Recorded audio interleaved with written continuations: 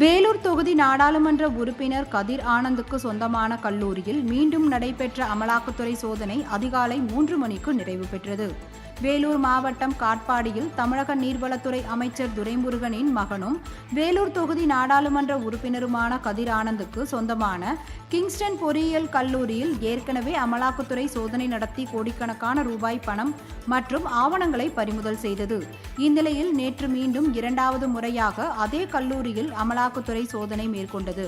இந்த சோதனையின் போது கணினி வல்லுநர்களும் அழைத்து வரப்பட்டு கல்லூரியில் செயல்படாத கணினிகளை சரி செய்து அதில் உள்ள தகவல்களை எடுக்கும் முயற்சியில் ஈடுபட்டனர். கல்லூரிக்கு வெளியே திமுகவின் நிர்வாகிகள் அமர்ந்திருந்தனர். மேலும் தமிழக காவல்துறையும் அங்கு பாதுகாப்பு பணியில் ஈடுபட்டது. அமைச்சர் துரைமுருகன் டெல்லிக்கு சென்று திரும்பிய நிலையில் சோதனை தொடர்பான பிரச்சனைகள் முடிவுக்கு வரும் என்று எதிர்பார்க்கப்பட்ட நிலையில் சோதனை தொடர்ந்து 2வது முறையாக நடைபெற்றது திமுகவினருக்கு அதிர்ச்சியை ஏற்படுத்தியது. அதிகாலை 3 மணி வரை நீடித்த இந்த சோதனையில் பணம் மற்றும் ஆவணங்கள் பறிமுதல் செய்யப்பட்டதாக தகவல் வெளியாகியுள்ளது.